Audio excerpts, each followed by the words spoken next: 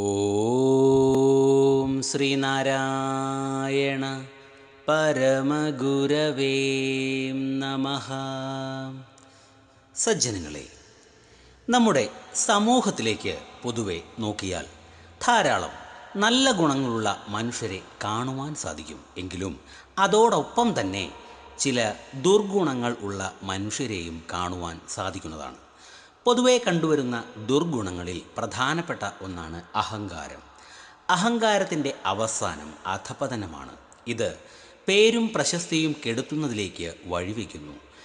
കുടുംബജീവിതം നയിക്കുന്നവരാണെങ്കിൽ പലവിധ കാരണങ്ങൾ കൊണ്ടും ഉണ്ടാവുന്ന അഹങ്കാരം, അത് ഏത് വ്യക്തിക്കാണോ ഉണ്ടായത് ആ വ്യക്തിയുടെ അപഹാരം മൂലം മുഴുവൻ കുടുംബത്തിൻ്റെയും സമാധാനം പോവുകയും കുടുംബത്തിൽ അശാന്തി വന്നു ചേരുകയും ചെയ്യും. ഇത് സാധാരണക്കാരുടെ കാര്യം. എന്നാൽ ആത്മീയ തലത്തിൽ ഉന്നതിയിൽ നിൽക്കുന്നവർക്കും അഹങ്കാരം വന്നുകൂടായികയില്ല. അത്തരം അഹങ്കാരത്തെ ആ വ്യക്തിയിൽ നിന്നും തുടച്ചു നീക്കാൻ ശ്രീനാരായണ ഗുരുതൃപാദങ്ങളെ പോലുള്ള മഹത്തുക്കൾക്ക് മാത്രമേ സാധിക്കുകയുള്ളൂ. മഹാഗുരു കോലത്തുകര ക്ഷേത്രത്തിൽ വിശ്രമിക്കുന്ന സമയമായിരുന്നു അത്. അപ്പോൾ അവിടേക്ക് ജടപിടിച്ച തലമുടിയോടുകൂടിയ നീണ്ടു വെളുത്ത പഞ്ഞി പോലുള്ള താടിമീശയും വെച്ച ഒരു സന്യാസി വന്നു ചേർന്നു.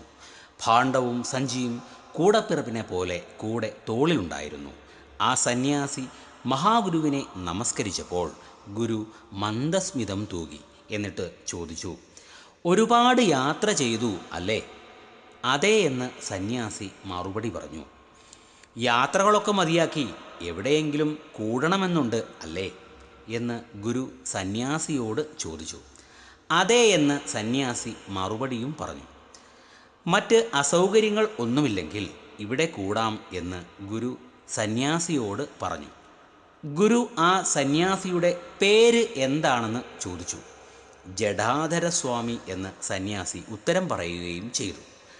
അങ്ങയുടെ പേര് എന്താണ് എന്ന് ആ സന്യാസി ചോദിച്ചു.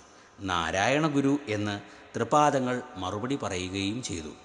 സൗഹൃദത്തിലായ ഇരുവരും കണ്ടുമുട്ടുന്ന മാത്രയിലൊക്കെയും ദാർശനികമായ ചർച്ചകൾ നടത്തിപ്പോന്നിരുന്നു. ജടാധരസ്വാമി ഒരു സാധാരണ സന്യാസി മാത്രമായിരുന്നില്ല, മറിച്ച് അദ്ദേഹം ഒരു സിദ്ധനും കൂടി ആയിരുന്നു.